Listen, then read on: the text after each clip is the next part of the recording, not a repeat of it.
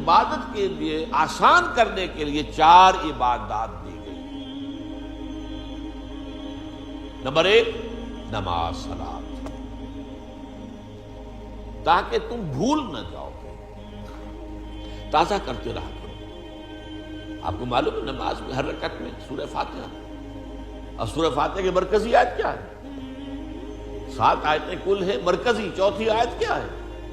ایاک نعبد و ایاک نستعین۔ اے اللہ تیری ہی بندگی کرتے ہیں اور پرستش کرتے ہیں اور کرتے رہیں گے، کیونکہ فعل مضارع جو ہے عربی زبان میں حال اور مستقبل دونوں کو کور کرتا ہے۔ تیری ہی بندگی اور پرستش کرتے ہیں اور کرتے رہیں گے، اور تجھ ہی سے مدد مانگتے ہیں اور مانگتے رہیں گے۔ اس قول و قرار کو تازہ کرنا، تازہ کرنا، تازہ کرنا، 5 مرتبہ دن میں جو ہے اس کو دوبارہ تازہ کر لو، مبادہ بھول جاؤ۔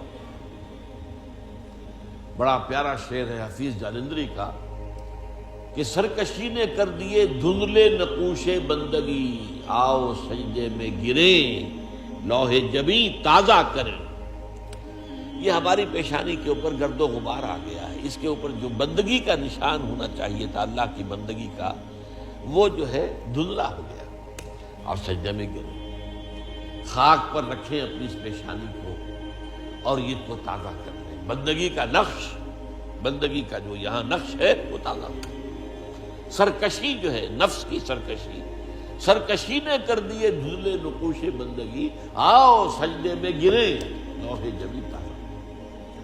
تو تازہ رکھنے کے لیے کہ یہ عہد آپ بھول نہ جائیں نماز، اور پھر آپ کے ساتھ ایک نفس حیوانی لگا ہوا، حیوانی تقاضے۔ حیوانی تقاضوں میں موسٹ امپورٹنٹ کیا ہے؟ آپ انگریزی میں کہیں گے preservation of the self and preservation of the species. اپنی ذات کو برقرار رکھنے کے لیے خوراک چاہیے، خوراک کے بغیر تو مر جائے گا، اور اپنی نسل کو برقرار رکھنے کے لیے جنسی جذبہ، شہوت ہے، شادی ہے، بیاہ ہے۔ یہ 2 ہیں موسٹ پورٹنٹ محرکات جو ہیں، motives, most important motives, animal instincts, preservation of the self and preservation of the species. لیکن یہ دونوں جذبے اتنے طاقتور ہیں کہ یہ جب اندر سے ابھرتے ہیں تو یہ اندھے بہرے ہوتے ہیں، انہیں اس سے غرض نہیں ہے۔ بھوک لگی ہے، پیٹ میں ڈالو کچھ، اس سے پیٹ کو کوئی بحث نہیں کہ حلال ہے یا حرام۔ آپ کا شہوت کا جذبہ بھڑک اٹھا، وہ تو اپنی تسکین چاہتا ہے، اس سے کوئی غرض نہیں ہے، جائز راستے سے ہو یا ناجائز سے۔ تو یہ جو خود سر گھوڑا ہے، یوں سمجھیے کہ ہمارا یہ جو حیوانی وجود ہے یہ گھوڑے کے مانند ہے، اور ہمارا روحانی وجود جو ہے، جو حقیقی وجود ہے، وہ اس پر سوار ہے۔ اگر گھوڑا منہ ہے اور سوار کمزور ہے تو وہ گھوڑا جو ہے، وہ جو سوار ہے، وہ گھوڑے کے رحم و کرم پر ہے، جہاں چاہے گا لے جا کے پٹک دے گا۔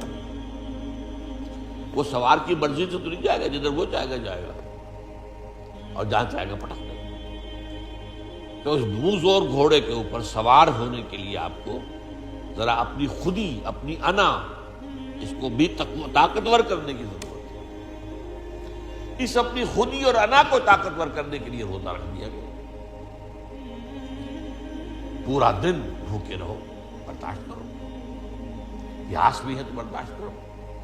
یہ ساری سہولتیں جو آج ہمیں حاصل ہیں کبھی حاصل تو نہیں تھی نا۔ کہاں تھے اے سی، کہاں تھے، اور کہاں دیہات میں کہاں ہے، اور یہ ساری چیزیں لکھی کہ روزے تو گرمی کے موسم میں جون جولائی مئی کے مہینے میں بھی روزے آتے ہی ہیں۔ برداشت کرو، بھوک کو برداشت کرو، کھانے کی چیزیں موجود ہیں لیکن نہیں کھاؤ، جائز چیزیں موجود ہیں، جائز نہیں، اس وقت حرام ہے، اس وقت وہ جائز بھی حرام ہے۔ طلوع فجر کے بعد سے لے کر غروب شمس تک جائز چیزیں کھانا بھی حرام ہے۔ شہوت کی انگڑائیاں کتنی بھی ہوں، لیکن چاہیے کہ بیوی موجود ہے، منکوحہ بیوی موجود نہیں، حرام، اللہ نے روکا ہوا۔ تو یہ ایک مشق ہے اپنے اس منہ زور گھوڑے کو لگام دینے کی، اسی کا نام تقویٰ ہے، بچ کر چلنا، سیلف کنٹرول، اپنے حیوانی وجود کے اوپر کنٹرول۔ یہ نہیں کہ جو یہ حیوانی وجود کہے وہ کرنے لگو، پھر تو تم گھوڑے کے تابع ہو گئے۔ پھر وہی کہوں گا، گھوڑا پھر آپ کو جس کھائی میں چاہے گا گرائے گا۔ تیسرے یہ کہ انسان میں مال کی محبت جو ہے، وَإِنَّهُ لِحُبِّ الْخَيْرِ لَشَدِيدٌ، محبت۔ دنیا میں زندگی بسر کرنے کے لیے ساز و سامان تو چاہیے نا، ساز و سامان پیسے سے آتا ہے، لہذا یہ بھی گویا کہ ہمارے اینیمل انسٹنکٹس میں سے ہے کہ کچھ مال و دولت، لیکن اس میں بھی انسان اندھا ہو جاتا ہے، جمع کر رہا مال، اس کی محبت ہے، پھر اندھا ہو جاتا ہے۔ مال کی محبت میں یہ بھی نہیں دیکھتا کہ کیا حلال ہے کیا حرام ہے، مال آنا چاہیے چاہے حرام سے آئے۔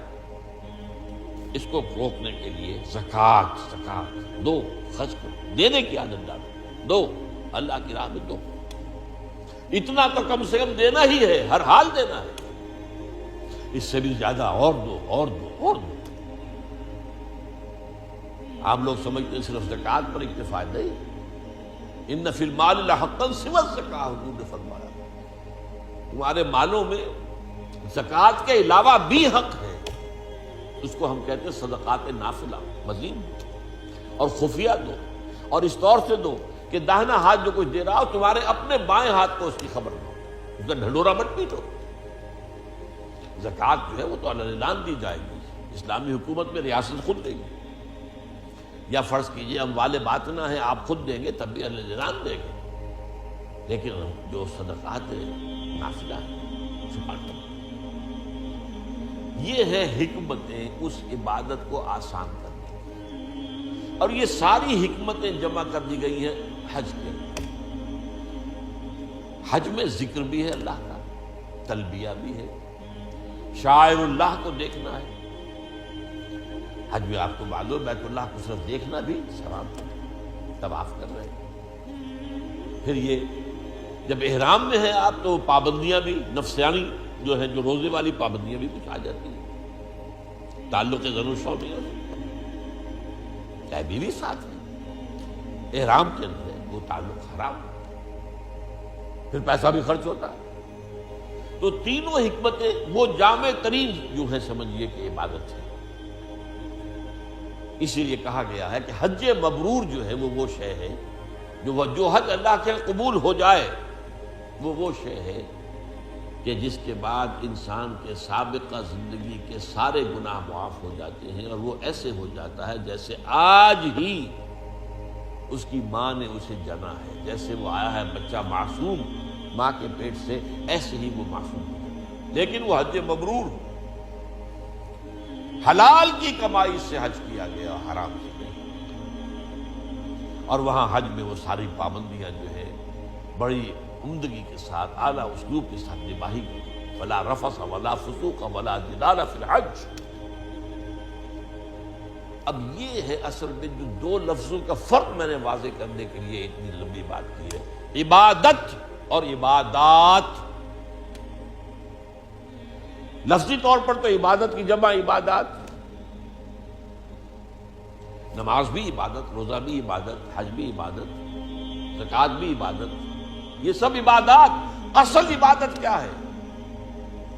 ہمہ تنگ، ہمہ وقت، ہمہ جہد اللہ کی اطاعت، اس کی انتہائی محبت کے جذبے سے سرشار۔ تو عمارت یہ ہے، بنی الاسلام علی خمس، اس عمارت کی بنیاد ان 5 چیزوں پر ہے۔ یہ 5 چیزیں جو ہے یہ در حقیقت کوئی عمارت نہیں ہے، جو میں نے شروع میں بات آپ سے عرض کی تھی کہ اس حدیث کے اندر جو کانٹے کا لفظ ہے